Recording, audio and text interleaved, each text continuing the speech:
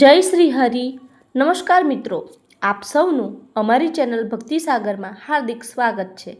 ગરુડ પુરાણના પ્રથમ અધ્યાયમાં આપણે ભગવાન શ્રી વિષ્ણુ અને ગરુડજી વચ્ચે થયેલા દિવ્ય સંવાદ વિશે જાણ્યું હતું. આજે આપણે ગરુડ પુરાણના બીજા અધ્યાય વિશે જાણીશું. આ અધ્યાયમાં ભગવાન વિષ્ણુ ગરુડજીને જીવન, કર્મ અને ધર્મના રહસ્યો સમજાવે છે. આ જ્ઞાન માત્ર મનુષ્યના જીવનને યોગ્ય દિશા આપતું નથી, પરંતુ આત્મકલ્યાણનો માર્ગ પણ બતાવે છે. તો ચાલો શ્રદ્ધા અને ભક્તિ સાથે ગરુડ પુરાણના બીજા અધ્યાયની પવિત્ર કથા શરૂ કરીએ. હરિઓમ. અધ્યાય 2. યમ માર્ગનું નિરૂપણ વર્ણન. કીદૃશો યમલોકસ્ય પંથ ભવતી દુઃખદઃ યાન્તિ યથા પાપાત સમે કશય કેશવઃ. ગરુડજીએ કહ્યું, હે ભગવાન, યમલોકનો માર્ગ કેટલો દુઃખદાયક, યાતનાભર્યો અને વિકટ છે. અહીં પાપી જીવ અનેક પ્રકારના પાપો કરવાથી એમાં કેવી રીતે આવે છે? આ સઘળું મને વિસ્તારપૂર્વક જણાવો. શ્રી હરિ બોલ્યા, હે ગરુડ, યમલોકનો અતિ દુઃખદાયી અને યાતનાથી ભરપૂર માર્ગ હું તને બતાવું છું, તો ધ્યાન દઈને સાંભળો. તમે મારા ભક્ત હોવા છતાં તે માર્ગનું વર્ણન સાંભળતા જ ભયથી ધ્રુજી ઉઠશો. યમ માર્ગે જતો એ પ્રેત જ્યાં જ્યાં વિશ્રામ કરે છે, ત્યાં ત્યાં વૃક્ષોની છાયા તો હોતી નથી. ત્યાં ન તો અન્ન કે પાણી હોય છે જેનાથી જીવના પ્રાણનો નિર્વાહ થઈ શકે, ન તો ત્યાં ક્યાંય પાણી નજરે પડે છે જેનાથી અતિ તરસ્યો જીવ પાણી પી શકે. તે તરસ્યો અને ભૂખ્યો જ રહે છે. હે ખગરાજ, એ લોકમાં બારેય સૂર્ય એવા તપે છે જાણે પ્રલયના અંતમાં અગ્નિ ધગધગતો હોય છે. ત્યાં ઠંડક અને હવાથી જીવ અતિશય પીડિત થાય છે. ક્યાંક તેને મોટા મોટા ઝેરી અને ભયાનક ડર ઉપજે એવા સાપોથી કરડવામાં આવે છે, તો ક્યાંક ક્યાંક તીક્ષ્ણ ધારદાર સોય જેવા કાંટાઓથી બાંધી દેવામાં આવે છે. ક્યાંક ક્યાંક તો ભયાનક વિકરાળ સિંહો, વાઘ અને કૂતરાઓથી કરડાવવામાં આવે છે. ક્યાંક મોટા વીંછીઓથી કરડાવવામાં આવે છે, તો વળી ક્યાંક ભયાનક આગની જ્વાળામાં તપાવવામાં આવે છે. ત્યાર પછી જીવ રજળતો, હેરાન પરેશાન થતો આગળ વધે છે, તો એક વિશાળ અસીપત્ર નામનું ભયાનક વન આવે છે, જેનો વિસ્તાર 2000 યોજન જેટલો છે. જે વન લાંબી લાંબી ચાંચોવાળા કાગડાઓ, ગીધ અને ઉલ્લુ તથા મધમાખીઓથી ભરેલું હોય છે.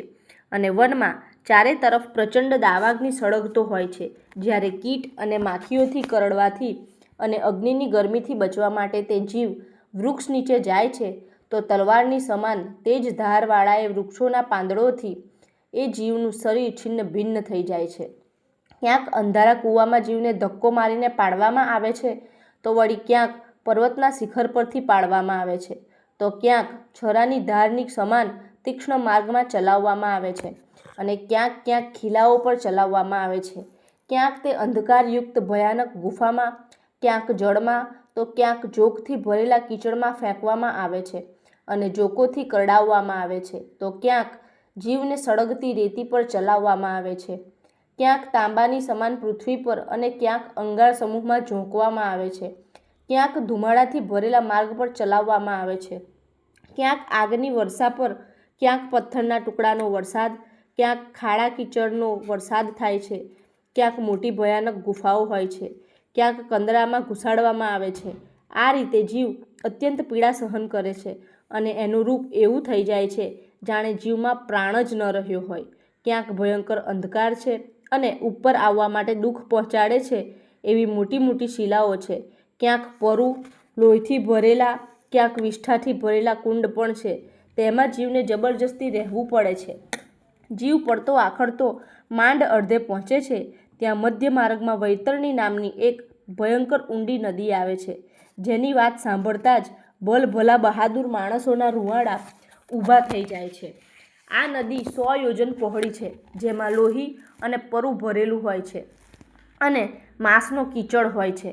આ નદી જેટલી વિશાળ છે એટલી ઊંડી પણ છે. એને પાર કરવામાં ભયાનક યાતનાઓ સહન કરવી પડે છે. એમાં અનેક જાતના ચિત્ર વિચિત્ર જળચર ઉપરાંત મોટા મોટા મગરમચ્છ તેમજ નાના મોટા માંસભક્ષી પશુ પક્ષીઓ રહે છે. હે ગરુડ, જેમ આગની જ્વાળાથી કડાઈમાં ઘી ઉકળે છે, એ જ રીતે પાપી જીવને આવેલો જોઈને એ નદીનું જળ ઉકળવા લાગે છે, અને તે નદી ચારે તરફથી સોયની સમાન મુખવાળા કીડાઓથી યુક્ત છે. વજ્રની સમાન ચાંચવાળા ગીધ અને કાગડાઓથી તે નદી ભરેલી છે. મગર, જળો, કાચબા અને માંસભક્ષી જળચરોથી ભરેલી એ નદીમાં છોડવામાં આવેલો જીવ ભયાનક ડર અને યાતનાઓના કારણે રડવા લાગે છે અને રડતા રડતા જ પોકારો કરે છે, હે ભાઈ, હે પુત્ર, હે પિતા. આવા શબ્દો તે વારંવાર બોલે છે. જ્યારે તે જીવ ભૂખ તરસથી પીડિત થાય છે ત્યારે તેને રુધિર અને માંસ ખાવા પીવા માટે મળે છે. તે નદી રક્તપૂર્ણ તથા ફીણથી ભરપૂર છે. મહાઘોર ગર્જના કરતી ભયદાયક એ નદીને જોવા માત્રથી તે પાપી જીવ મૂર્છિત થઈ જાય છે. એમાં અનેક પ્રકારના સાપ અને વીછી ભરેલા છે. એમાં પડેલા પાપી જીવની રક્ષા કરવાવાળું કોઈ નથી. તે પાપી જીવ નદીના સેંકડો હજારો ભંવરોમાં પડીને નીચે પાતાળે જાય છે, પછી ક્ષણવારમાં જ ઉપર આવી જાય છે. આ રીતે તે જીવ સર્વદા ચલાયમાન રહે છે. હે ગરુડ, જીવના પતન માટે આ નદી બનાવવામાં આવી છે. આવી ભયાનક અને યાતનાપૂર કષ્ટો આપવાવાળી નદીનો આરો અવારો ક્યાંય નજરે પડતો નથી. આ રીતે યમના માર્ગમાં અનેક પ્રકારના દુઃખો ભોગવતો રડતો, બૂમો પાડતો પાપી જીવ યમલોક આવી જાય છે. કોઈને ફાંસીના માંચડે ચડાવીને, કોઈને અંકુશોથી ખેંચીને, કોઈને શસ્ત્રોથી છેદીને યમદૂતો પાપી જીવોને યમલોકમાં લઈ જાય છે. આ યમલોક અત્યંત કષ્ટદાયક છે. યમદૂત કોઈને નાકમાં દોરી નાખીને લઈ જાય છે, કોઈને કાનમાં દોરી નાખીને, કોઈને કાળ પાસથી બાંધીને, કોઈને કાગડાઓની જેમ ખેંચીને પાપીઓને યમલોકમાં લઈ જાય છે. હાથ પગ ગળામાં શૃંખલા બાંધીને, એના પર લોખંડનો ભાર લાદીને એમને રસ્તા પર ચાલવા પર મજબૂર કરે છે. ત્યાં ભયાનક ડર ઉપજે એવા યમદૂતો મગદળથી મારે છે અને તે પાપી અને દુઃખી જીવ મોંમાંથી લોહી પાડે છે અને પછી એને ખાય છે. આવી ભયાનક યાતનાઓ વેઠીને પાપી જીવ પોતે કરેલા કર્મોને યાદ કરીને પસ્તાય છે અને પડતો આખડતો યમલોક માંડ પહોંચે છે. તે અજ્ઞાની જીવ યમલોકના માર્ગમાં જતા હા પુત્ર, હા પૌત્ર, હા પિતાજી કહીને વિલાપ કરતો દુઃખી થાય છે. તે મનમાં વિચારે છે, ખૂબ જ પુણ્યથી મનુષ્યનો અવતાર મળ્યો છે. તે મેળવીને કોઈ ધર્મના કર્મો ન તો કોઈ દાન કર્મ કર્યું, ન તો અગ્નિનો હવન કર્યો, ન તપસ્યા પણ કરી અને ન તો દેવતાઓનું પૂજન કર્યું, ન તો વિધિપૂર્વક તીર્થોની યાત્રા કરી. એનાથી જ હે શરીર, પોતાના માટે કરેલા કર્મોના ફળને ભોગવ. ના બ્રાહ્મણોનું પૂજન કર્યું કે ના તો ગંગા સ્નાન કર્યું, ન સાધુ સંતોની સેવા ચાકરી કરી, ન તો ક્યારેય પરોપકાર કર્યો. આથી હે આત્મા, પોતાના કર્મોનું ફળ ભોગવો. પશુ પક્ષીઓ તથા મનુષ્યોના હિત માટેના નિર્જળ દેશમાં ના તો જળાશય બંધાવ્યું, ન તો ગાય બ્રાહ્મણની જીવિકા માટે કોઈ દાન પુણ્ય કર્યું. આથી હે આત્મા, પોતાના કરેલા કર્મોને ભોગવ. ના તો ક્યારેય કોઈ ભૂખ્યાને અન્નદાન કર્યું, ના તો ગાયને ઘાસચારો નાખ્યો, ના તો વેદશાસ્ત્રના અર્થો પર શ્રદ્ધા કરી, ના તો ક્યારેય પુરાણોને વાંચ્યું કે સાંભળ્યું અને ન તો ક્યારેય કથાવાચક વ્યાસનું પૂજન કર્યું. આથી હે જીવ, પોતાના કરેલા કર્મોને ભોગવ. મેં પોતાના સ્વામીની આજ્ઞાનું પણ ક્યારેય પાલન કર્યું નથી, ન તો પોતાના પતિવ્રત ધર્મનું પાલન કર્યું, ન તો ક્યારેય મોટાઓનો આદર સત્કાર તથા સેવા કરી. આથી હે શરીર, પોતાના કરેલા કર્મને ભોગવ. સ્ત્રીઓનો પરમ ધર્મ પતિની સેવા કરવાનો જ છે. એ જાણવા છતાં પણ જે સ્ત્રીએ પતિની સેવા કરી નથી, વિધવા હોવા છતાં તપસ્યા નથી કરી, આથી પોતાના કર્મના ફળને પ્રાપ્ત કરી મેં પોતાના પૂર્વ કર્મો દ્વારા અત્યંત દુઃખદાયક નારી શરીર મેળવ્યું. એનાથી ન તો માસોપવાસ, ના તો ચંદ્રાપણ વ્રત કે પતિવ્રત ધર્મના નિયમોનું પાલન કર્યું. આ રીતે સ્ત્રી પુરુષ જીવ અનેક પ્રકારથી વિલાપ કરીને પોતાના પહેલા જન્મના કર્મોનું સ્મરણ કરે છે અને શરીરને યાદ કરીને એના જ વિષયમાં વિચારે છે. ત્યારે જીવ આવી યાતનાઓ ભોગવીને યમલોકમાં જાય છે. એની આગળ ભગવાન શ્રી હરિએ ગરુડજીને કહ્યું, મનુષ્ય પ્રેતરૂપી જીવવાયુની સમાન 17 દિવસ સુધી ચાલે છે. 18મા દિવસે તે સૌમ્યપુર નગરમાં પહોંચે છે. ત્યાં મોટા મોટા પ્રેતોના ગણો રહે છે. ત્યાં એક સુંદર વટ વૃક્ષ પણ છે અને એક નદી છે. આ નદીનું નામ પુષ્પભદ્રા છે. જીવ અહીં યમદૂતોની સાથે નિવાસ કરે છે અને પોતાના બધા જ તીર્થો અને સ્ત્રી, પુરુષ, પુત્ર વગેરેને યાદ કરીને દુઃખી થાય છે. અહીંયા પણ મનુષ્ય મિત્ર વગેરેની ચિંતા કરે છે. ત્યારે યમદૂત એને પૂછે છે કે હવે તારા મિત્ર તથા સર્વે સાથીઓ ક્યાં ગયા? હવે તો તારે પોતે કરેલા કર્મનું ફળ ભોગવવાનું છે. પોતાના કર્મનું ફળ ભોગવતા કાળ દ્વારા નિર્ધારિત માર્ગ પર ચાલો. યમદૂત જીવને ધમકી આપતા કહે છે કે તમે અમારા બળને નથી જાણતા. તે ક્યારેય એવો પ્રયત્ન જ નથી કર્યો જેનાથી તારી યમમાર્ગથી યાત્રા ન થાય. અર્થાત તે તારા જીવનમાં ક્યારેય કોઈપણ જાતનું પુણ્યનું કામ જ નથી કર્યું જેનાથી નરકની યાતના ન સહેવી પડે. હવે તો નિશ્ચિત છે કે તારે યમલોકમાં ચાલવાનું જ છે. સામાન્ય બાળક પણ યમલોકને જાણે છે અને પરલોક યાત્રી તે ક્યારેય બ્રાહ્મણના મુખથી પુરાણની કથા સાંભળી છે અને ક્યારેય અનુભવ કર્યો છે કે યમલોકમાં ખૂબ જ યાતનાઓ છે. આ રીતે કહીને પાપી જીવને યમદૂત મગદળથી મારે છે. તે મૂર્છિત થઈને પડે છે, ડરીને ભાગ કરે છે અને પછી પડી જાય છે. યમદૂત એને પકડીને યાતના આપે છે. યમદૂત એને ઘસડીને લઈ જાય છે. એ જીવ પોતાના ઘરથી 13મા દિવસે ચાલે છે અને સૌમ્યપુરમાં 17 દિવસ પહોંચે છે. ત્યારે જઈને પોતાના પુત્રો દ્વારા કરવામાં આવેલ શ્રાદ્ધનું ભોજન કરે છે. ત્યાંથી આગળ જીવ પ્રયાણ કરે છે અને સૌરીપુરીમાં આવે છે. ત્યાં યમનું રૂપ ધારણ કરનારા જંગમ નામના રાજાને જોતા જ એ ભયથી ફફડી ઉઠે છે અને ત્યાં જ આરામ કરવાને બેસી જાય છે.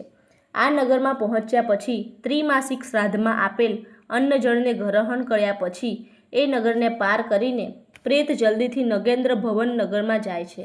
ત્યાં અતિ ભયાનક બિહામણું વન હોય છે. એને જોતાં જ પ્રેત જીવ ભયથી ફફડી ઉઠે છે અને અતિ દુઃખી થઈને રડતા બૂમો પાડે છે, ચિત્કારો કરે છે. યમના દૂતો તેને વારે ઘડીએ મારીને ઘસડતા લઈ જાય છે. આ વનને પસાર કરવામાં જીવને 2 મહિના જેટલો સમય લાગી જાય છે. અહીં જીવ પોતાના ઘરવાળા દ્વારા દ્વિમાસિક શ્રાદ્ધમાં આપેલ અન્ન જળ ખાઈ પીને અને નવા કપડાં પહેરીને યમદૂતોની સાથે આગળ વધે છે.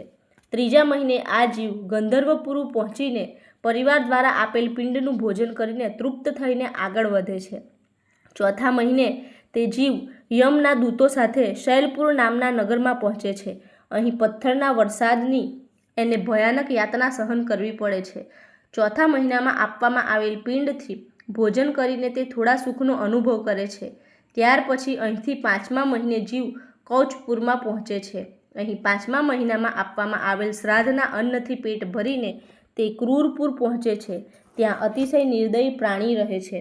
તે જીવને અતિ કષ્ટદાયક પીડાઓ પહોંચાડે છે. 5મા મહિના પછી 15 દિવસ વીત્યા પછી જીવ અહીં અન્ન જળ ખાઈ પીવે છે અને પછી તે ત્યાં જ રોકાય છે. થોડો સમય રોકાયા પછી એ ફરી યમદૂતો સાથે આગળ વધવા લાગે છે. થોડા આગળ વધ્યા પછી યમદૂતો ફરી એને હેરાન પરેશાન કરવાનું ચાલુ કરી દે છે.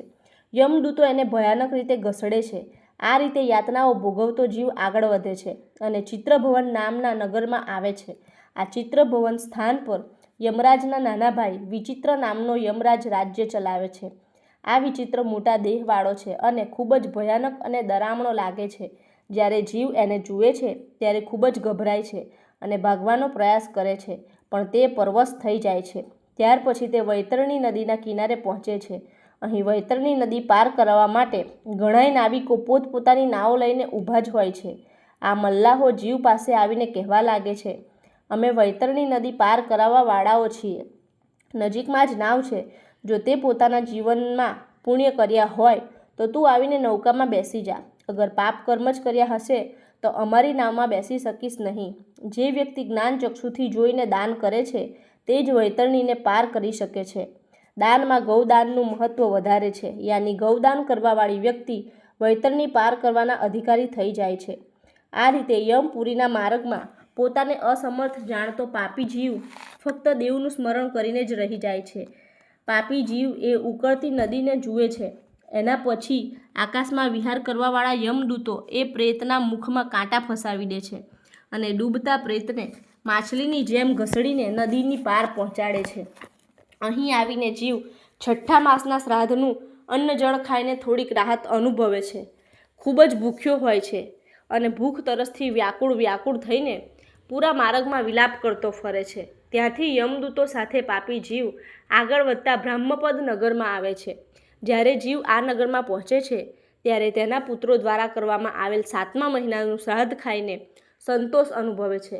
એનાથી આગળ ભગવાન શ્રી હરિ ગરુડજીને કહે છે કે હે ગરુડજી, બ્રહ્મપાદ નગર પાર કરીને જીવ દુઃખદપુર નગરમાં પહોંચે છે. અને ત્યાં આકાશ માર્ગથી ચાલીને અનેક પ્રકારના દુઃખો તથા અસહ્ય યાતનાઓ ભોગવીને પારાવાર દુઃખી થઈ જાય છે અને પોતે કરેલા પાપ કર્મોને યાદ કરીને રડવા લાગે છે.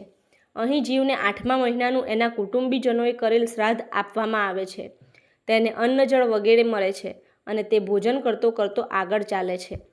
9મો મહિનો પૂરો થતાં જ જીવ નાના કંદપુરમાં જાય છે. ત્યાં નાના કંદગણોને જોઈને અનેક પ્રકારના દુઃખો ભોગવે છે, ભયભીત થઈને બૂમો પાડવા લાગે છે અને પોતે કરેલા ખરાબ કામોનો પસ્તાવો કરે છે. અહીંયા પણ યમદૂતો એને ફરીવાર દડાવે છે અને ભયંકર રીતે ધમકાવે છે અને પ્રતાડિત કરે છે. ત્યાર પછી તે જીવ 10મા મહિને સુપ્તપુર ભવનમાં જાય છે. ત્યાં પહોંચીને જીવ 10મા મહિનાના પિંડદાનને પ્રાપ્ત કરે છે, પરંતુ અતૃપ્ત રહી જાય છે. ત્યાર પછી રૌદ્રનગરમાં જીવ 11મા મહિને પહોંચે છે. અહીંયા ફરીથી એ જીવ શ્રાદ્ધનું અન્ન જળ ખાઈ પીને થોડી તૃપ્તિ મહેસૂસ કરે છે. આ રીતે શ્રાદ્ધ અને પિંડોનું અળજળ ખાતો પીતો જીવ 15 દિવસ પછી પયોવર્ષન નગરમાં પહોંચે છે. આ નગર ખૂબ જ વિચિત્ર હોય છે. અહીંયા પણ પાપી જીવને દુઃખ આપવાવાળા વાદળો સતત વરસતા જ રહે છે, જે જીવને જરા પણ આરામ લેવા દેતા નથી. ત્યાર પછી જીવ અહીં થોડા ઘણા સમયમાં આપવામાં આવેલ શ્રાદ્ધના અન્નને અતિ મુશ્કેલીથી અને કષ્ટથી ખાય છે. જ્યારે વર્ષ પૂર થઈ જાય છે ત્યારે પાપી જીવ સીતાધન નગરમાં પહોંચે છે. આ સ્થાન પર હિમાલય પર્વત કરતાં પણ વધારે ઠંડી પડતી હોવાથી જીવ ઠંડીને લીધે ઠૂઠવાઈ જાય છે. અહીંયા પણ આવીને જીવ ન ફક્ત ભૂખથી પીડિત થાય છે, બલ્કિ એને અતિશય ઠંડી પણ સતાવે છે. આ રીતે અહીંયા ફરીને તે ઠંડી અને ભૂખથી પીડિત થઈને ચારે દિશાઓમાં જોતો પોતાના કોઈ બંધુ બાંધવને શોધવાનો પ્રયત્ન કરે છે અને અતિશય દુઃખી થઈને વિચારે છે કે જો કોઈ પોતાનો બંધુ હોય તો તે મારી સહાયતા કરશે, મને આ પારાવાર યાતનાઓમાંથી છોડાવશે અને ઘરે લઈ જશે, મારા અતિશય દુઃખને ઓછું કરશે. આવું વિચારવા પર યમદૂતો એને ચેતવણી આપે છે કે શું તે એવા કોઈ પુણ્ય કર્યા છે જે અહીંયા આવવા પર કોઈ તારી મદદ કરે? તું તારા કયા પુણ્યના જોરે પોતાના દુઃખને ઓછું કરવાનું વિચારી રહ્યો છે? તે એવું કયું પુણ્ય કર્યું છે જેનાથી તારા પાપો નષ્ટ થઈ જાય? જ્યારે યમદૂત જીવને આ રીતે કહે છે ત્યારે તે અતિશય પીડિત થાય છે, કેમ કે તેણે પોતાના જીવનમાં ડગલે ને પગલે પાપ કર્મ જ કર્યા છે. ન તો ક્યારેય દાન કર્યું છે કે ન તો જીવનમાં હરિસ્મરણ કર્યું છે. અહીં વર્ષના અંતમાં આપવામાં આવેલ શ્રાદ્ધના પિંડદાનને ખાઈને ધૈર્ય ધારણ કરે છે. 1 વર્ષ પૂર્ણ થતાં તે યમલોકની પાસે જ આવેલા બહુભીતિપુરમાં આવે છે અને પછી તે પોતાને મળેલ નાનકડા શરીરનો ત્યાગ કરી દે છે. મનુષ્ય જીવ પોતાના કર્મોના ફળ ભોગવવા માટે જ અંગૂઠા જેવડા દુઃખોથી ભરેલા શરીરને મેળવીને યમદૂતોની સાથે જાય છે. જે જીવોએ મૃત્યુના સમયે કોઈપણ જાતનું દાન કરેલ નથી અને એ ન કરવાથી ધર્મ સંચય કર્યો નથી, તે યમદૂતો દ્વારા બાંધવામાં આવેલા દ્રઢ બંધનમાં ખૂબ જ યાતનાઓ અને દુઃખ ભોગવે છે. હે ગરુડરાજ, આ સઘળું વિવરણ ધર્મરાજના નગરના ચારે દ્વારોમાંથી એક દક્ષિણ માર્ગનું વિવરણ છે. મેં તમને બતાવ્યું કે દક્ષિણ માર્ગથી કયા પ્રકારે પાપી જીવ જાય છે અને કેવી રીતે અને કોના દ્વારા એને યાતનાઓ મળે છે. તે કયા રૂપમાં ભૂખ્યો તરસ્યો જઈને કયા રૂપોમાં કષ્ટ સહન કરે છે. હે ગરુડજી, હવે તમારે શું સાંભળવાની ઈચ્છા છે તે મને જણાવો. હું તમને સંભળાવીને અવશ્ય સંતુષ્ટ કરીશ. ઇતિ શ્રી ગરુડ પુરાણે સારોદ્ધારે યમમાર્ગ નિરૂપણ નામ 16 અધ્યાય સમાપ્ત. મિત્રો, ગરુડ પુરાણના બીજા અધ્યાયમાંથી આપણે જીવન અને ધર્મ વિશે અનેક મહત્વપૂર્ણ વાતો જાણી. આપણે આજનો આ વિડીયો કેવો લાગ્યો તે અમને કમેન્ટમાં જરૂર જણાવજો.